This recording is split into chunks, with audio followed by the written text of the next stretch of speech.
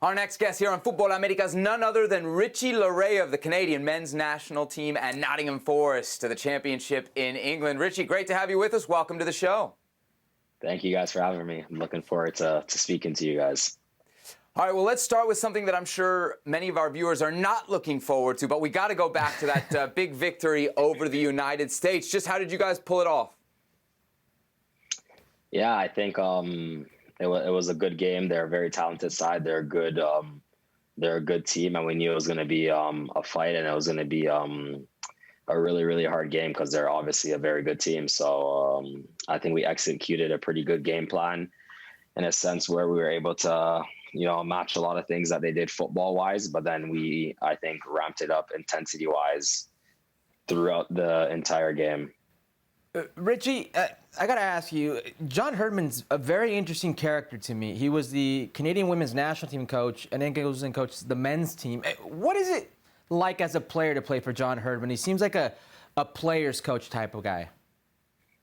Yeah, he's definitely is a player's coach. He's come in here and he's changed the culture and the outlook of Canadian soccer because I'm sure, like you guys know, a couple of years back, you guys probably weren't having these type of discussions about Canada soccer. So I think he's come in with a clear vision, with a good staff and support staff, and then also bringing in the right players. And he's really, I think, created this culture amongst all of us. And, we call it a brotherhood. And I think it's spot on because I think for everyone watching at home, they see whenever we got on the field, it's, if one guy's down, everyone's picking up that guy. If one guy's in the mix in a fight, whatever it is, a little scuffle, everyone has that person's back. So, it's kind of, we say it a lot here. It's a we mentality versus a me mentality here. So I think that's what we kind of live and die by on this team. And he's created a very, very tight knit culture and brotherhood within all of us, to be honest. Okay, Richie, so I'm hearing words like culture. I know there's a lot of talent on this Canadian team. I got to bring up another word, temperature. Every time we see you guys having these kind of massive results, it seems to be just in the frigid cold. How much of an advantage is that for you? And as a player, do you actually like it? Yeah, I mean, the one in Edmonton was rough, man. That was pretty cold, and I know a lot of us were in short sleeve, but after the game, we were dying, man. But growing up here, a lot of us are used to it. We have to play outdoor actually, sometimes in January and February, so.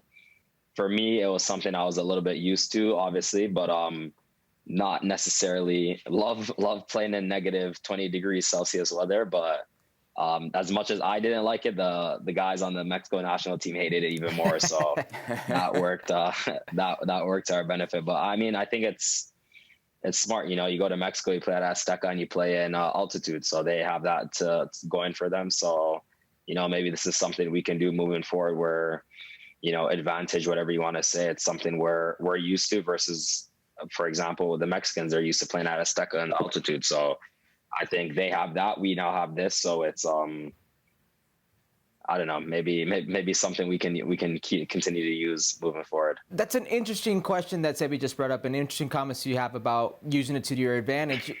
You look around CONCACAF, Azteca, Cuscatlán in El Salvador, Honduras, San Pedro Sula. What's the most difficult venue in your eyes in CONCACAF?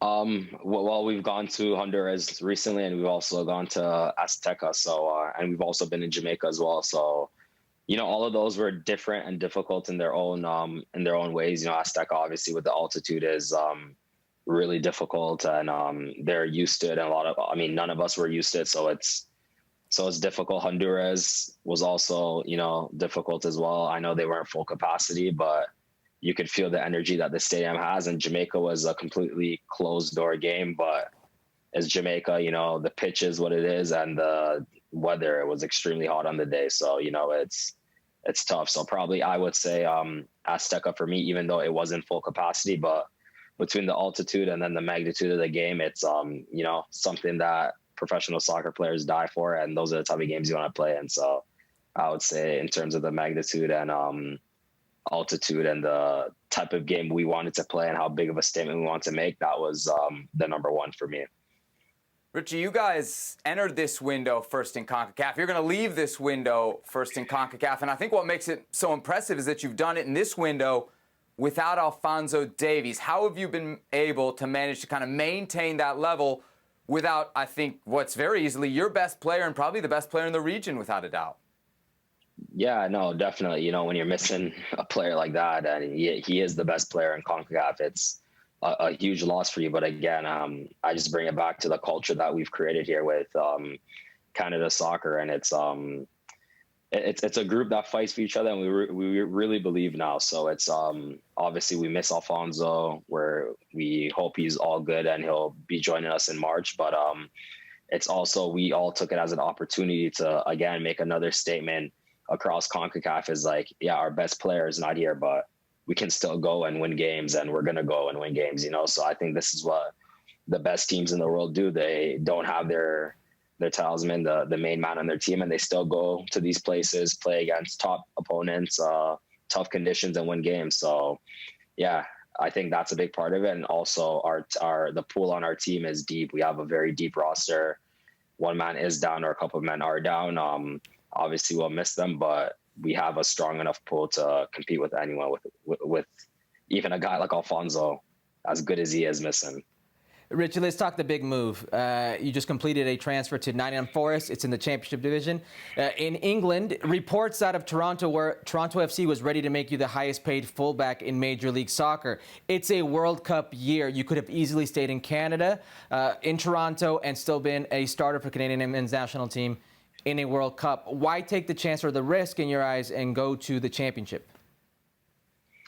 Yeah, for me, England is the mecca of soccer in the world. So, you know, that opportunity came about, and I've always said it to myself, said it to my loved ones, my family, that if the opportunity ever came for me to go to Europe, I want to go, because it's been a dream of mine since I've been a little boy, and growing up, I've always wanted to explore Europe and see what it's like there. Obviously, watching a bunch of games as a kid with my brother and my dad, that's the one thing I wanted to do. And I knew doing well in the MLS and then doing well with the national team, I might be able to help myself get over there, and it might present some opportunities for me. So when it did, it was a perfect moment, I think, for me to go, especially with a World Cup, with it being a World Cup year and our national team doing as well as it's doing. I felt like it was the perfect scenario and situation for me. So I'm happy. I wanted to push myself out of my comfort zone as well and do something new where I'd have to dig deep and find out more about myself. And, you know, some good things obviously will come and some bad things will come, but it's all part of the ride. And I think it's perfect for me right now in my career to go and experience this. Richie Leryea then flying at the international level, flying at the club level as well. Richie, thanks for being with us here on Futbol Americas. Continued good luck with Canada. Thank you very much. Thank you, guys.